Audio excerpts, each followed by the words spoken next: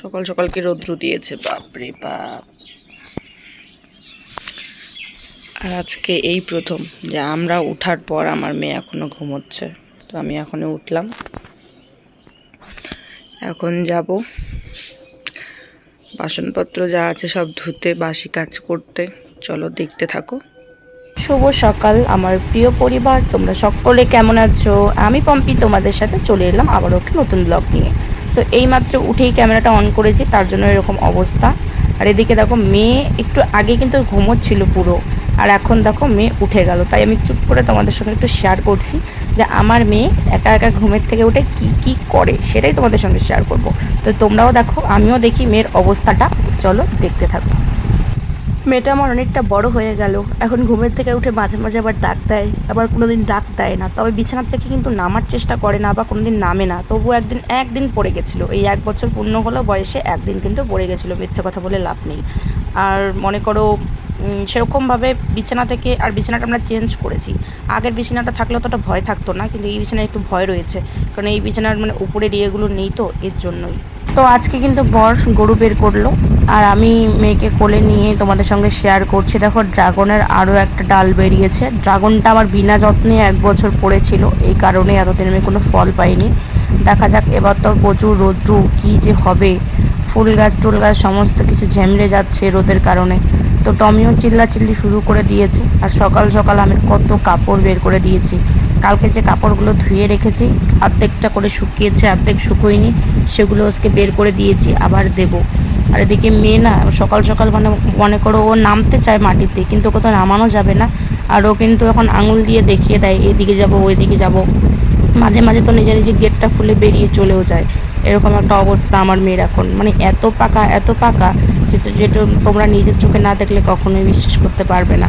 আর এই ফুলটা আগে আমার ঠাকুমারির ওখানে ছিল ভিতরে, তো এই ফুলটাকে কিন্তু আমি বাইরে বের করে দিয়েছি, কারণ ফুলের মধ্যে ভীষণ কাঁটা। আর এটা বাড়ির ভিতরে নেই মানে ভালো হয়েছে, কারণ হচ্ছে মেয়ের হাতে কাঁটা লেগে গেলে, গোলাপের কাঁটাগুলো লেগে খুব খারাপ অবস্থা হয়েছে। তো সে কারণে এই ফুলটা একদিকে বাইরে আছে, মানে ঠিকই হয়েছে। আর এই ফুলটা কিন্তু আমি একটা জেঠিমার বাড়ি থেকে এনে, মানে আমার বাপের বাড়ি থেকে এনে লাগিয়েছি। আর এখন কিন্তু এই ফুলের বীজ পড়ে সারা বাড়িতে গাছ হয়ে গেছে। তো যাই হোক, এখন মা মেয়ে দুজনে মিলে এখান থেকেই পুরোপুরি মুখ টুক ধুয়ে যাব।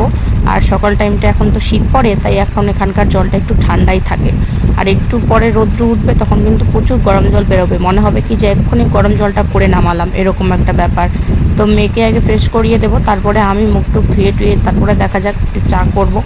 আর আজকে মনে করো লেট করে উঠা হয়েছে, কারণ আমার বরের আজকে কাজ নেই, তো সেই কারণেই। আর ফোন দেখতে দেখতে তো মনে করো এই রাতে 12টা 1টা বেজেই যায়, এরকম ব্যাপার। তারপরে তো মেয়ের মানে সময় সময় উঠবে, খাবে, একটু ঘ্যানার ঘ্যানার করবে, ঘুমোবে, এরকম তো হয়েই থাকে। যারা বাচ্চা আছে তারা তো ভালো করেই জানে, তাদেরকে নতুন করে কিছু বলতেই লাগে না। কিন্তু আর কি করা যাবে, এছাড়া তো আমার কোনো উপায়ও নেই। তো চলো দেখতে থাকো ব্লগটা। তো মেয়ের একটু না সর্দি লেগেছে, তো সে কারণেই হচ্ছে বাসক তিতার পাতা, তুলসী পাতা আর কালো মেঘের পাতা 2-1টা দিয়ে একটু মধু খাঁটি মধু বাড়ির থেকে এনেছি, সেই মধু দিয়ে 1 চামচ রস করে দিলাম, সেটাই মানে 1 চামচ শুধু খেয়েছে। আর এখানে ম্যাগি আর ডিম সেদ্ধ করে মানে শুধু স্যুপ করে দিয়েছি, তো সেটাই ওর পাপা আর ও এখন খাবে। তো সকাল সকাল আবার পুজোটাও আমার দেওয়া শেষ হয়ে গেল, ঘরেও দিয়েছি। আর মেয়ে এখন ঘরেই রয়েছে। বাবাই, বাবাই, তুই লাইট জ্বালাচ্ছিস দিনের বেলা? দে লাইট, দে দে, পাপা আসতেছে কিন্তু বকু দিবে। ঘরেও দিয়ে দিয়েছি পুজো। কি লেভেলের শয়তান, কি লেভেলের শয়তান এটা। আসো, চলো বাইরে যাব। এই যে দেখো কি আনছে পাপা, এই যে দেখো, এই দেখো কি আছে বাবাই। চলো মাম খাবো এটা দিয়ে, চলো চলো চলো চলো চলো বাইরে চলো, বাইরে চলো। এখানে রয়েছে পকোড়া, চা রয়েছে, ম্যাগি রয়েছে, টোস্ট রয়েছে। এখন খাবো, আমি চাটা খাবো, খাওয়ার পরে তোমাদের সাথে কথা হচ্ছে। আজকে যা রোদ দিয়েছে মানে বলার মতো না। আর আজকে আমার রান্না টান্না সমস্ত কিছু হয়ে গেছে। লাউ ঘন্ট করেছি, আর করেছি ডাল, ডিম ভাজা।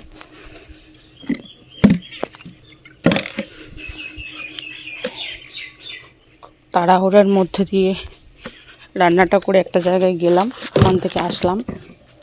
আসার পর এখন মেয়েকে ঘুম পাড়ালাম। ভীষণ লেভেলের গরম পড়ে গেছে। এই শীতের দিন কীরকম একটা ঠান্ডা ঠান্ডা ওয়েদার থাকে, মানে কুয়াশা ভাব থাকে, কিন্তু বিশ্বাস করো এই যে এমন অবস্থা না, মানে যেটা বলার মতো না। তো যাই হোক, যে কাপড়গুলো শুকিয়েছে সেগুলোকে আমি তো ঘরে ঢুকিয়ে রাখলাম, কারণ প্রচুর রোদ দিয়েছে, প্রচুর চনচনে মার্কা রোদ। আর আমি দুপুরে রান্না করতে ঘরে ঢুকে পড়েছি। এখন বাজে 2টো। তো ওর বাবা গেছে নদীতে মাছ ধরতে, ওখান থেকে আসলে পরে আমি তোমাদের সঙ্গে শেয়ার করার চেষ্টা করব। আর এদিকে হচ্ছে মেয়েকে এখন খেলায় নামিয়ে দিয়ে আমি বসিয়ে দিয়েছি রান্না। কিছুদিন ধরে আমি 3 টাইমই রান্না করছি, সকাল দুপুর আর রাত্রি। কারণ হচ্ছে আমার হাঁড়ি ছোট, 2-4 জন যদি খাওয়া যায় তাহলে কিন্তু মনে করো 2-3 টাইম রান্না করতেই হয়, কারণ বড় হাঁড়ি কিনবো করে আর কেনা হয় না। আর একটা হাঁড়ি রয়েছে, ওটা অনেকটা বড়, সেটাও রান্নাঘরেই রয়েছে। তো ওখানে আমি সবজি বসিয়ে দিয়েছি, এদিকে হচ্ছে মেয়েকে নিয়ে টানা হেঁচড়া শুরু করে দিয়েছি। আর কালকে নদীর থেকে মাছ মেরে নিয়ে এসেছি, সেগুলো ভাজা করে রেখেছি, সেটাই এখন করব একটুখানি ঝোল। আর পটল ভাজাটা করে নামিয়ে রেখেছি।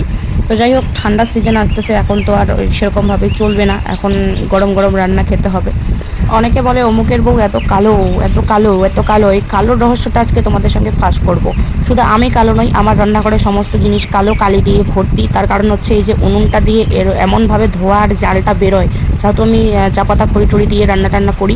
আর এই দেখো, এই জানলা দিয়ে একটুও ধোয়া বেরোয় না, সব ধোয়া এই সামনের পাশ দিয়ে বেরোয়। আর ওই দিকে তো মনে করো বেরোনোর কোনো অপশান নেই, কোনো জায়গাই নেই। সেটা কিন্তু একদম ঘুরে ফিরে এসে শরীরে পুরো রান্নাঘরের জিনিসপত্রগুলো দেখো, সপ্তাহে সপ্তাহে মাসে মাসে পরিষ্কার করো, ধোও, যাই করো, যেটাই করো না কেন, নোংরা হবেই, কালো হবেই। তার কারণ হচ্ছে ধোয়াটা বেরোনোর কোনো জায়গাই নেই। তো ঘরেই আমার শরীরে, আমি তো সবসময় এখানে যেহেতু চা পাতা খড়ি দিয়ে রান্না করি, উনুন পাড়ে থাকতেই হয়, সে কারণে কিন্তু আমার মানে শরীরে এসেই পুরো এটা পড়ে। শাঁখা তো পুরো কালচে হয়ে একদম শেষ হয়ে গেছে, আর কত পালিশ করবে শাঁখা। তো সে কারণে শাঁখাটাকে বেঁধে নিয়ে কাজ করছি। আর তবুও হয়ে যায়, তবুও কালো অলরেডি পড়েই গেছে। আর এই যে খড়ি দিয়ে রান্না করলে না এরকমই হয়। তার কারণে হচ্ছে বাইরে যদি উনুনের সামনের দিয়ে একটু ফাঁকা থাকতো তাহলে এটা ব্যাপারটা আলাদা ছিল। তার মধ্যে তো কোনো ফাঁকা নেই, কোনো অপশন নেই ধোয়া বেরোনোর। তো এই কারণেই 1 নম্বর কালো আমি। আর 2 নম্বর কালোটা যদি ধরতে যাও, মানে ডিপ কালো, সেটা হচ্ছে এই রান্না বান্না করার পরে আমি যাব গরু বাড়ি। আগে তো আমার 2টো গরু ছিল, ছাগল ছিল 4টা, তোমরা দেখেছিলে। সেগুলো তো এখন আর নেই, একটা গরু রয়েছে। তো ওই যেতে লাগে গরু আনতে, এ করতে সে করতে, আবার মানে বাড়ির বাইরে যে জমি বাড়ির কাজ, সেগুলো কিন্তু আমাকেই করতে হয়। তো এই কারণেই আমি কালো ছাড়া সাদা কখনোই হব না, আর কখনো ছিলামও না। তো যাই হোক, তোমাদের এসব নিয়ে আমার কোনো যায় আসে না, তোমরা যে যাই বলো না কেন, আমি কোনো মাইন্ড করি না। লোক আমাকে খাওয়ায় না, লোকের কথা আমি কানও দিই না। তো কালোগুলো কি মানুষ নয়, এটাই আমি বলতে চাই। যে ফর্সা কালো সাদা মাথা নিয়ে কী আছে, আসল সুন্দর হচ্ছে মনটা, যেটা কেউ কখনো দেখতে পারে না। তো চেহারার সৌন্দর্য নিয়ে আমার কাছে কোনো যায় আসে না, তোমরা আমাকে যেটা বলতে পারো। আমার বর যেখানে কোনো ইয়ে নেই, আমার সেখানে কোনো ইয়ে নেই, সেখানে তোমরা যে যাবো বলতে পারো। তো আমার বরকে অনেকে বলেছে তোর বউ এত কালো, মানে এরকম যে কেমন এই ব্যাপারটা, এরকম যদি কেউ মানে কোশ্চেন করে, কীরকম একটা বোঝা যায়, কীরকম মানে ব্যাপারটা হয়ে যায় না। তো এরকমভাবে সরাসরি কেউ কাউকে কখনো বলো না। আঘাত যদিও না লাগে সেরকমভাবে, আমার গায়ে আমরা নেই না 2 স্বামী স্ত্রী তোমাদের এই সমস্ত কথাবার্তা, তবুও কাউকে এরকমভাবে বলতে যেও না, নাহলে তোমরাই উল্টা পাশ খাবে। আমার সামনে বলে তো আমি দিয়ে দিতাম, কিন্তু যাই হোক, এ নিয়ে আর কোনো কথা বলছি না। তো আজকের ভিডিওটা বেশি বড় করবো না, আজকের ভিডিওটা এইটুকুনি থাকলো। কেমন হয়েছে অবশ্যই কমেন্ট করে জানাবে, আর যদি ভালো লাগে তো অবশ্যই লাইক, কমেন্ট, শেয়ার এবং সাবস্ক্রাইব করে আমার পাশে থাকবে। তো দেখা হবে নতুন কোনো ভিডিওতে, নতুন কোনো রিলস, নতুন কোনো মিনি ব্লগ অথবা মানে বড় ব্লগে। ততক্ষণে সবাই ভালো থাকবে, সুস্থ থাকবে, আর মানুষকে একটু ভেবেচিন্তে কথা বলো যারা আমাকে এরকম ধরনের কথা বলো। তো চলো।